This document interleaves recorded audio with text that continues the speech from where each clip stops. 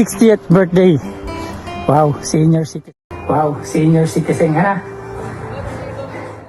na.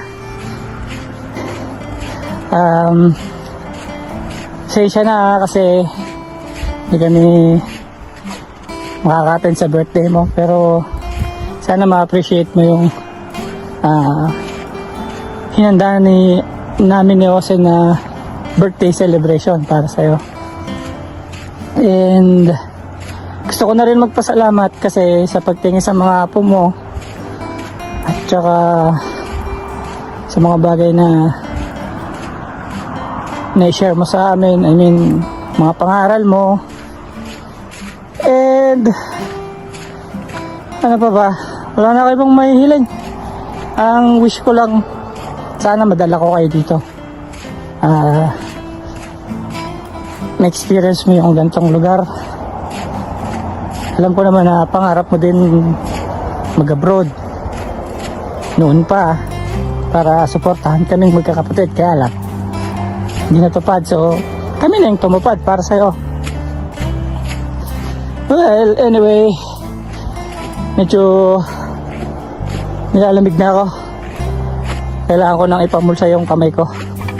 So ganito na lang. I love you, Tay. Mahal na mahal kita. Happy birthday, Tay. Uy, 60 ka na. Magbago ka na. Hindi, joke lang. Isa sa mga prayer ko kay Lord ay sana umabot kayo ng ganitong edad or mas mahaba pa. And madaming unfortunate events na nangyari last year. So naisip ko, sobrang bilis lang talaga ng buhay. Kaya pinag-pray ko kay Lord na sana paabutin nila kayo ng at least 60 or more. Tapos pinangako ko sa sarili ko na gagawin ko yung best ko para mapag-celebrate kayo or mabigyan kayo ng magandang handaan. Kahit simple, kahit hindi ganun kabongga.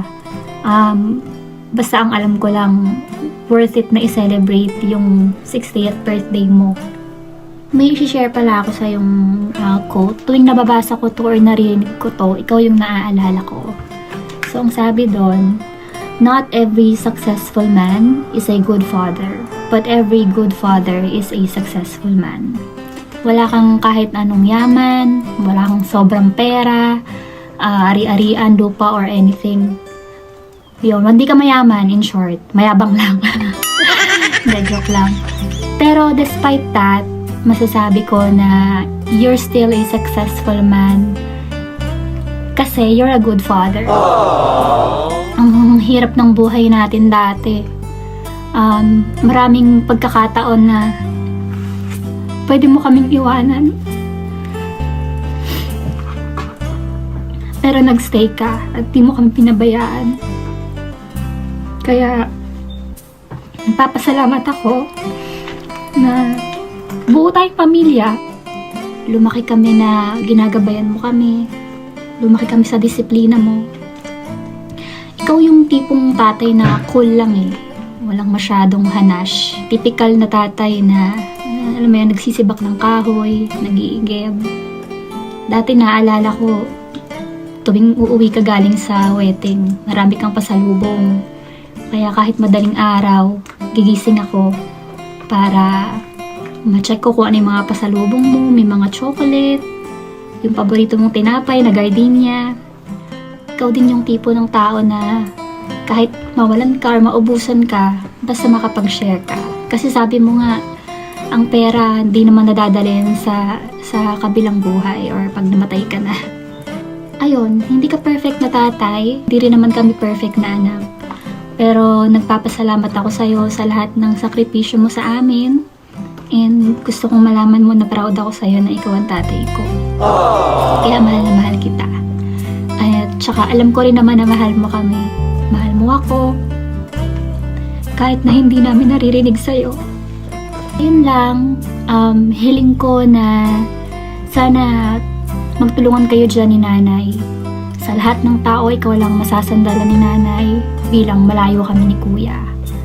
And nagpapasalamat ulit ako kay Lord na umabot ka sa 60 years old mo, 60th birthday mo na malakas ka, masigla, makulit pa rin as usual. Tsaka bigyan ka pa ni Lord ng mahabang buhay pa. Yun.